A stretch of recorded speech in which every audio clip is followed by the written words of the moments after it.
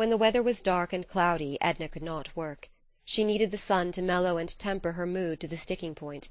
She had reached a stage when she seemed to be no longer feeling her way, working, when in the humour, with sureness and ease; and being devoid of ambition, and striving not toward accomplishment, she drew satisfaction from the work in itself.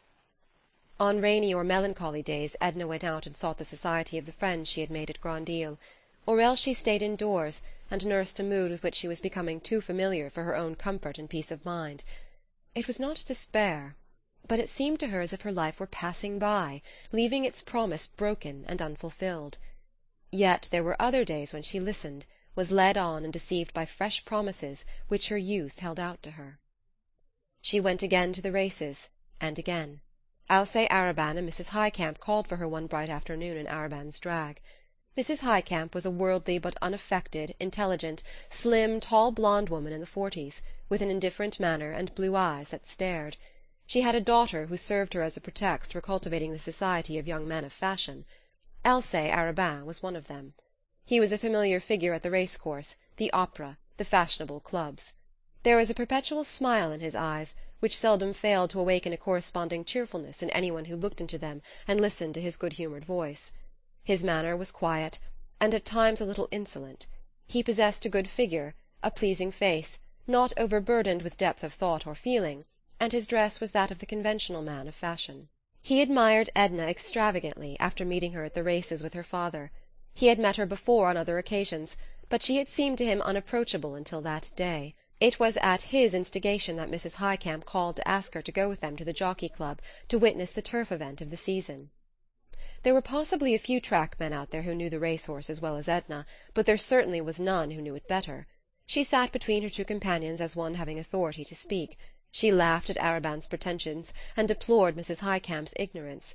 The racehorse was a friend and intimate associate of her childhood.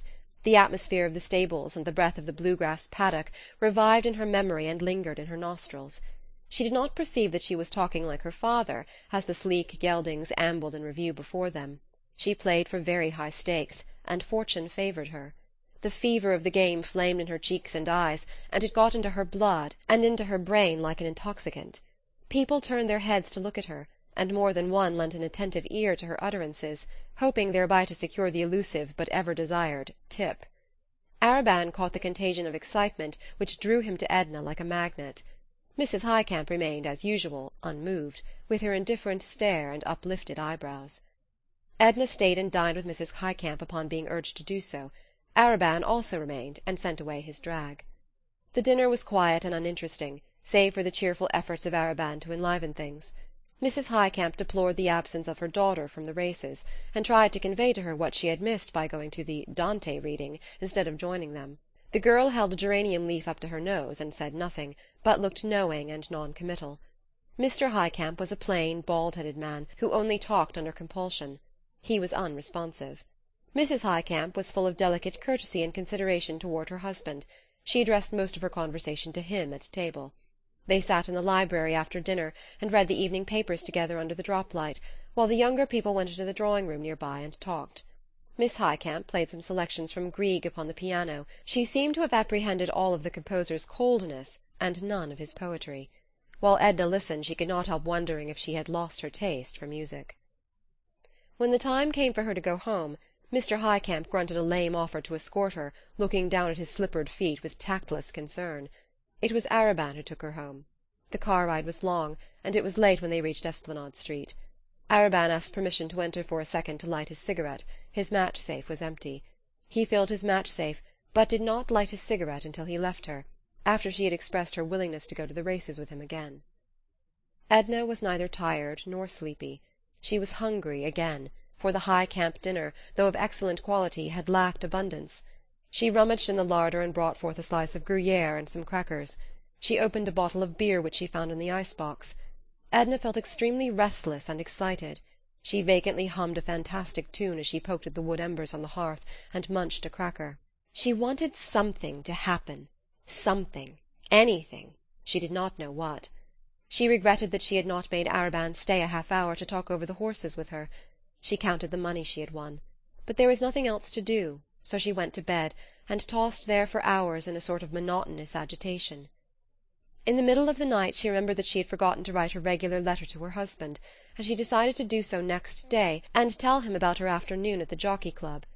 She lay wide awake, composing a letter which was nothing like the one which she wrote next day. When the maid awoke her in the morning, Edna was dreaming of Mr. Highcamp playing the piano at the entrance of a music store on Canal Street, while his wife was saying to Alcée Arobin, as they boarded an Esplanade Street car, "What a pity that so much talent has been neglected, but I must go."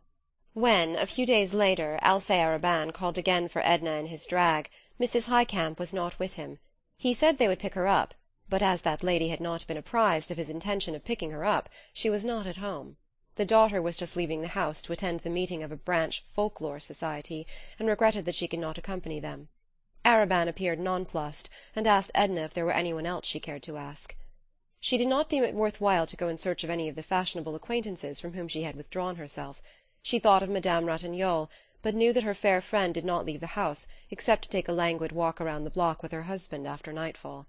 Mademoiselle Reisz would have laughed at such a request from Edna. Madame Lebrun might have enjoyed the outing, but for some reason Edna did not want her. So they went alone, she and Arobin.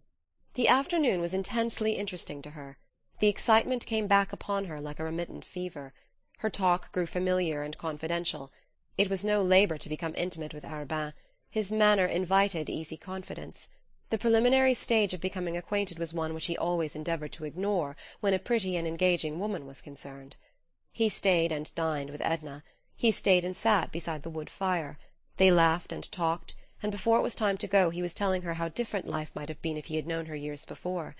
With an ingenuous frankness he spoke of what a wicked, ill-disciplined boy he had been, and impulsively drew up his cuff to exhibit upon his wrist the scar from a sabre-cut which he had received in a duel outside of Paris when he was 19. She touched his hand as she scanned the red cicatrice on the inside of his white wrist. A quick impulse that was somewhat spasmodic impelled her fingers to close in a sort of clutch upon his hand. He felt the pressure of her pointed nails in the flesh of his palm. She arose hastily and walked toward the mantel. "The sight of a wound or scar always agitates and sickens me," she said. "I shouldn't have looked at it." "I beg your pardon," he entreated, following her. "It never occurred to me that it might be repulsive." He stood close to her, and the effrontery in his eyes repelled the old vanishing self in her, yet drew all her awakening sensuousness. He saw enough in her face to impel him to take her hand and hold it while he said his lingering good night. "Will you go to the races again?" he asked. "No," she said. "I've had enough of the races. I don't want to lose all the money I've won, and I've got to work when the weather is bright instead of—" "Yes, work, to be sure. You promised to show me your work. What morning may I come up to your atelier? Tomorrow?" "No." "Day after?" "No, no." "Oh, please, don't refuse me. I know something of such things. I might help you with a stray suggestion or two." "No. Good night. Why don't you go after you have said good night? I don't like you," she went on in a high, excited pitch, attempting to draw away her hand. She felt that her words lacked dignity and sincerity, and she knew that he felt it. "I'm sorry you don't like me. I'm sorry I offended you. How have I offended you? What have I done? Can't you forgive me?" And he bent and pressed his lips upon her hand as if he wished never more to withdraw them. "Mr. Arobin," she complained, "I'm greatly upset by the excitement of the afternoon. I'm not myself. My manner must have misled you in some way. I wish you to go, please." She spoke in a monotonous, dull tone. He took his hat from the table and stood with eyes turned from her, looking into the dying fire. For a moment or two he kept an impressive silence. "Your manner has not misled me, Mrs. Pontellier," he said finally. "My own emotions have done that. I couldn't help it. When I'm near you, how could I help it? Don't think anything of it. Don't bother, please. You see, I go when you command me. If you wish me to stay away, I shall do so. If you let me come back, Oh, you will let me come back." He cast one appealing glance at her, to which she made no response. Alcée Arobin's manner was so genuine that it often deceived even himself. Edna did not care or think whether it were genuine or not. When she was alone she looked mechanically at the back of her hand which he had kissed so warmly. Then she leaned her head down on the mantelpiece. She felt somewhat like a woman who in a moment of passion is betrayed into an act of infidelity and realizes the significance of the act without being wholly awakened from its glamour. The thought was passing vaguely through her mind, "What would he think?" She did not mean her husband. She was thinking of Robert Lebrun. Her husband seemed to her now like a person whom she had married without love as an excuse. She lit a candle and went up to her room. Alcée Arobin was absolutely nothing to her. Yet his presence, his manners, the warmth of his glances, and above all the touch of his lips upon her hand had acted like a narcotic upon her. She slept a languorous sleep, interwoven with vanishing dreams.